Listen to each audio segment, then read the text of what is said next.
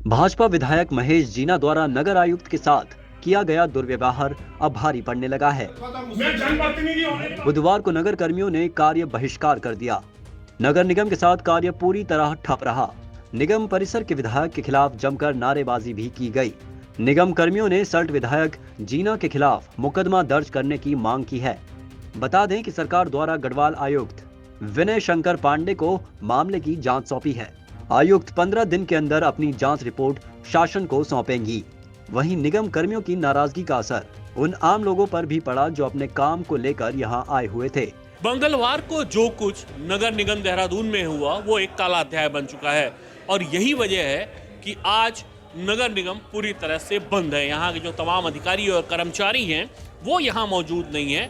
अभी मैं आपको ये जो रूम है वो दिखाना चाहूँगा, इसमें ताला बंद है। ये वीर सिंह बुदियाल है, एडिशनल म्युनिसिपल कमिश्नर हैं यहाँ के। इनके रूम में भी ताला बंद है क्योंकि नाराजगी जो है भाजपा विधायक को लेके वो बहुत ज़्यादा है।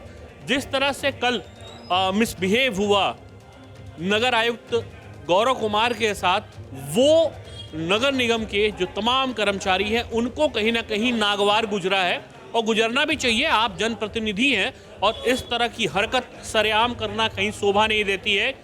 और इस पूरे मामले का संज्ञान काफ़ी हाई लेवल पर भारतीय जनता पार्टी की तरफ से लिया गया है और उसमें एक इंक्वायरी भी सेटअप की जा रही है। आप देखेंगे गौरव कुमार का कमरा है जो फिलहाल बंद है, वो यहाँ पे है नहीं।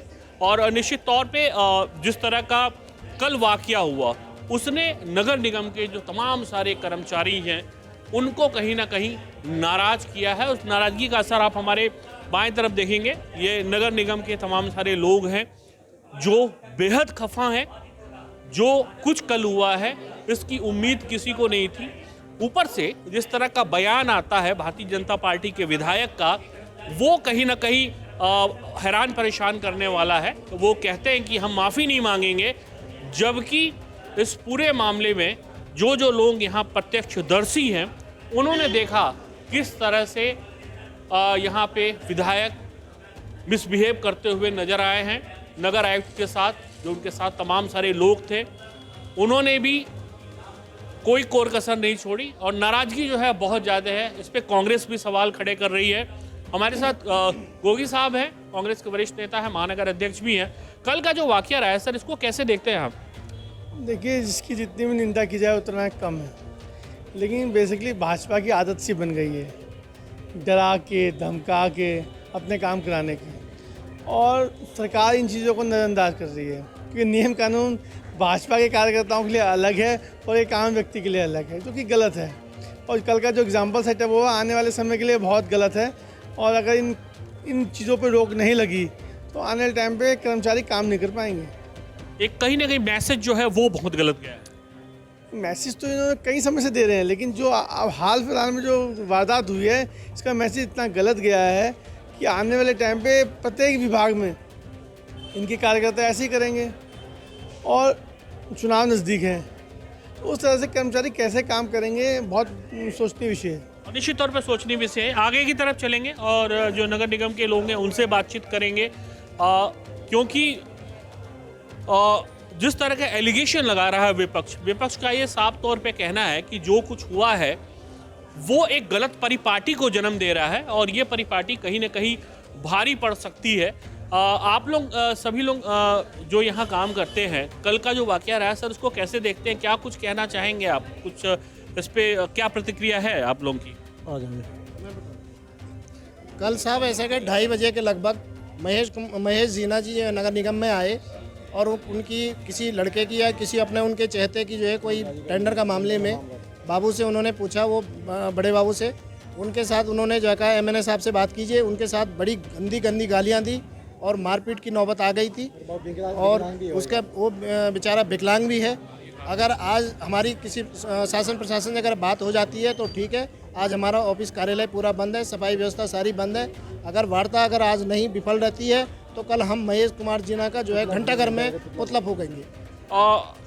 ये क्या कहा जाए, सत्ता की हनक है, दबंगई है? बिल्कुल सत्ता की हनक है, ये दबंगई है ये, और छोटे कर्मचारियों को दबाने की कोशिश की जा रही है।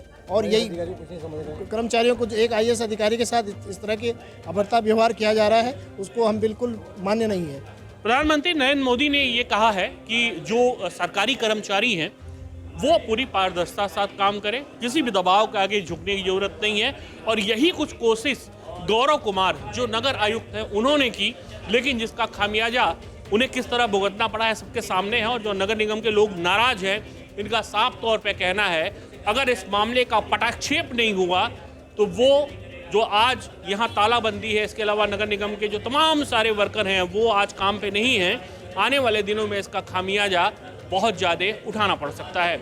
80 वर्षीय बुजुर्ग महिला भी ऐसे लोगों में थी। पंजाब के व्यास की रहने वाली महिला हाउस टैक्स जमा करने के लिए नगर निगम आई थी।